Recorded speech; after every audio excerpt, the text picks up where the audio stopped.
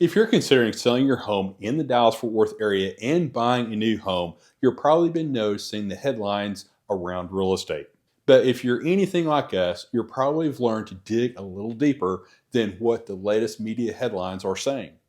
We found most of the times they take a snippet and do a terrible job at explaining what's actually happening, or in some cases, like we've seen here lately, completely missing the mark. But even when we know the headlines are misleading, we still have the questions about whether it's a good time to buy or sell. Should you sell your house or buy a new home in the Dallas-Fort Worth area this year? What if prices fall or the market completely crashes? Selling your home and buying a new home can be risky. It can feel risky no matter what real estate market we're in, but only if you don't have the right information and guidance. When you can find answers to your questions that give you peace about whatever decision you need to make, that's when you can either move forward or just stay where you're at. We're here to bring you what's actually going on in the Dallas-Fort Worth real estate market, backed by real numbers, along with what we're actually seeing, since we're in the market helping real home sellers and real home buyers every day. After you watch this short video, you'll have a better understanding whether you should sell your house and buy a new home, where home prices are headed, when mortgage interest rates will come down, and what you need to know if you want to buy or sell in this current market. Before we get into all the numbers of the current Dallas-Fort Worth real estate market, we'd like to share with you a few ways we help our clients make decisions when starting their journey on choosing to sell and buy a new home. That way, they have the answers to their questions of should they buy and sell right now? And if so, what steps do they need to take to save time, money, energy, and stress? First of all, we need to ask some important questions and be really honest. There's a lot of fear being pushed everywhere we look, and it's so easy to get caught up in the fear, the what ifs, and bad information when we aren't really clear on why we want or need to move. Ask you and your family what this move will do for you. Will it improve your quality of life? Do your kids need to be in different schools? Would you like a bigger backyard? If you're anything like us, we love being at home with our family. So having more space and a backyard with a pool was high on our priority list. Or maybe your house just no longer fits your needs. We had a 2-story home and only the primary bedroom was downstairs. And our daughter hated being upstairs by herself when she was younger. So finding a home with that extra bedroom downstairs was really important. And now it serves as a place for my mom to stay when she comes to visit. Sometimes we get comfortable in the uncomfortable with the way we're living, our lifestyle. But I can tell you by experience that making a move to a better home and neighborhood has made a huge difference for our family. And we've seen it for so many of our clients as well. Once you've gotten clear on your reasons why moving is important, the next step is actually talking with a reputable and experienced mortgage lender to see what things look like financially. It's not a good idea just to plug some numbers into a mortgage calculator online, because it does not take into account your credit rating and other aspects that go into the final numbers. And many times those numbers are higher than it would actually cost. A great lender can look at what your goals are and give you the best case scenarios. And together you can decide on how you want to move forward. Looking at actual numbers gives you a much better idea on what is possible, instead of just assuming you can or cannot afford what you really want. And finally, we all have to manage our expectations, the voices in our heads and those around us, because sometimes making the decision to move can be a tough one. When we choose to focus on what we can control instead of what we can't, decisions get much easier. We can't control the economy, inflation, interest rates, or home prices, but we can reduce the risk by looking at what we can control. For instance, if you look at the history of real estate prices, you can clearly see that they continue going up over time. Even in the Great Recession, it only took about 3 years to recover here in the Dallas-Fort Worth Metroplex. And for some here, it didn't even take that long. There will always be people too afraid to ever make a change in life. But for those that are brave enough to look at what it will actually take to make the leap, the reward is living a life that you love.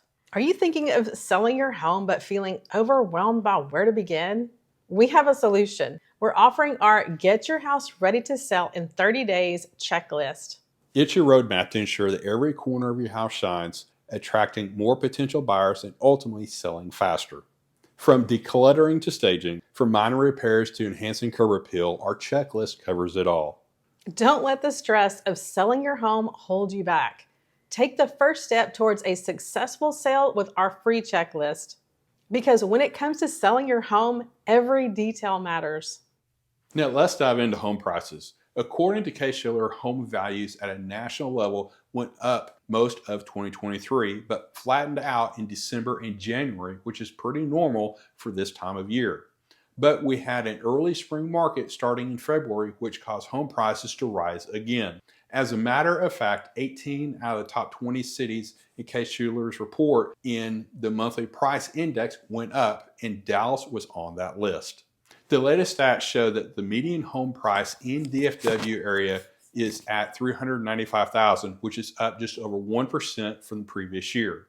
The number of available homes for sale is up by almost 35%, with the months of inventory creeping up to 3 months, which this means we're still in a seller's market. Homes are sitting on the market for 53 days, which is 7 days less than the previous year. This is looking like a healthier market for homes to choose from for a buyer. And home prices aren't jumping up by 18% like we saw back in 2021 or 15% in 2022. The market is correcting and going back to a slower pace than what we experienced in those few pandemic-driven years. But as you know, real estate is a local. This is really a generic snapshot of the Metroplex as a whole. So let's get a little more granular with the 4 main counties in the Dallas-Fort Worth market. In Denton County, the median home price has increased by almost 6% to $465,000. Homes are taking 50 days to sell, which is 14 days less than the previous year. And the number of homes for sale went up by almost 31%. And the months of inventory ticked up a little to 2.5. Now, this month of inventory just means the amount of time it would take to sell every home currently on the market if no more homes came up for sale. That's how we also gauge whether we're in a seller or a buyer market. It's about supply and demand. And right now, there is still a lot of buyer demand for housing in the Dallas-Fort Worth market, with 418 people moving to the area every single day.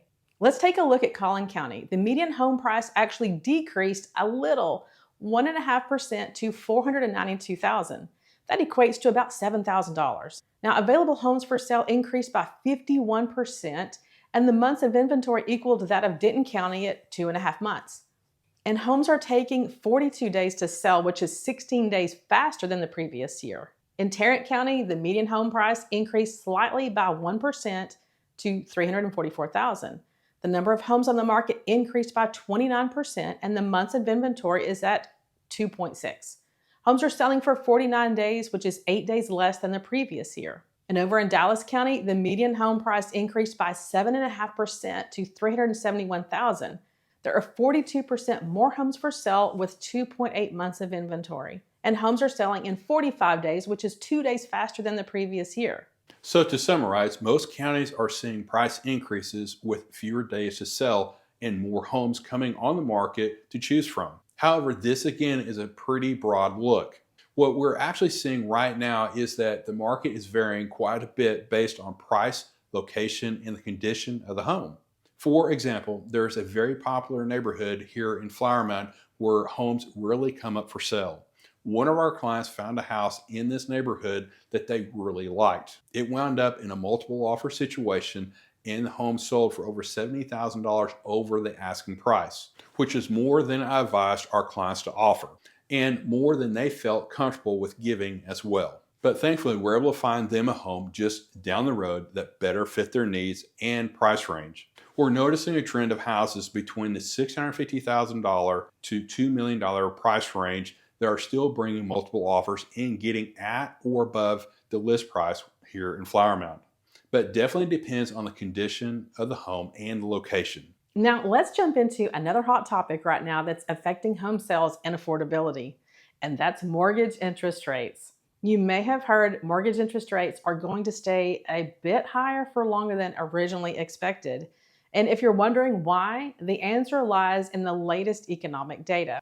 When it comes to mortgage rates, things like job market, the pace of inflation, Consumer spending, geopolitical uncertainty, and more have an impact.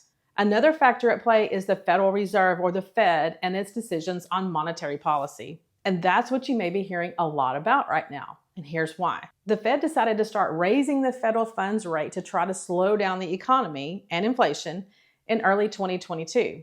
That rate impacts how much it costs banks to borrow money from each other. It doesn't determine mortgage rates, but mortgage rates do respond when this happens. And that's when mortgage rates started to really climb. And while there's been a lot of headway seeing inflation come down since then, it still isn't back to where the Fed wants it to be, which is around 2%. So when will we see mortgage rates come down? Based on current market data, experts think inflation will be more under control, and we may see the Fed lower the federal funds rate this year. This will be just later than originally expected.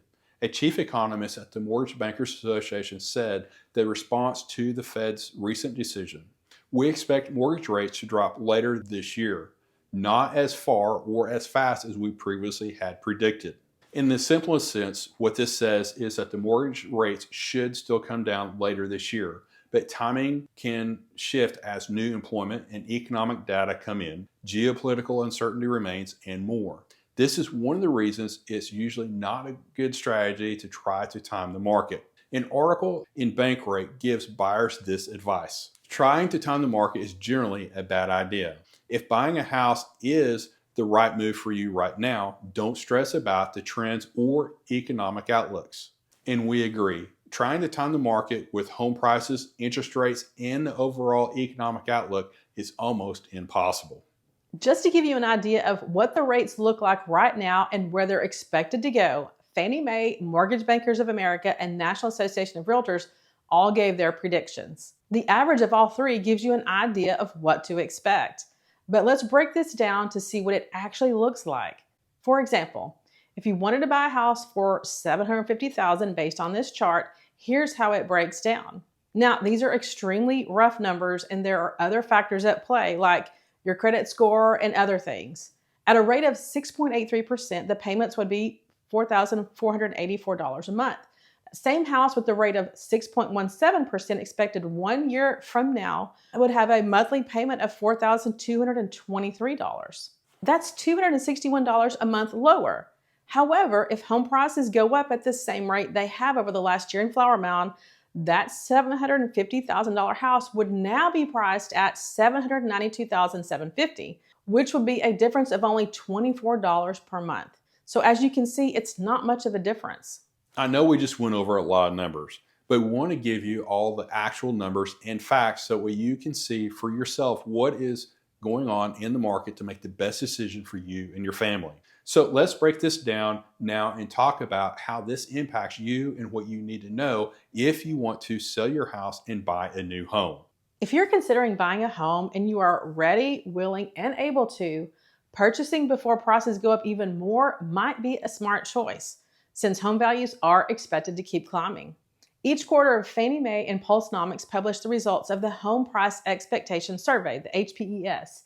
It asked more than 100 economists, real estate professionals, and investment and market strategists what they think will happen with home prices. In the latest release, those experts say home prices are going to keep going up over the next 5 years. And if you're considering selling your home in the Dallas-Fort Worth area, like we just talked about, prices are going up. There still aren't enough homes available for sale right now compared to today's buyer demand. So if you do the right things to position your house, you might receive multiple offers and sell quickly. This is something that we have actually created a process for to help our homeowner clients know how to do it, and it's a strategy that we offer. And for those of you who want to sell your house and buy a new home and are concerned about finding the right house and timing it all, we have several options available to make things much easier for you. As a matter of fact, a couple of our most recent clients loved being able to take advantage of buying their new home first before selling their current home. It just took the pressure off of finding the right home and also helped with moving their family out before putting their current home up for sale. If you'd like to know a little bit more about how to buy and sell at the same time, you can check out our next video or just reach out to us directly for more details.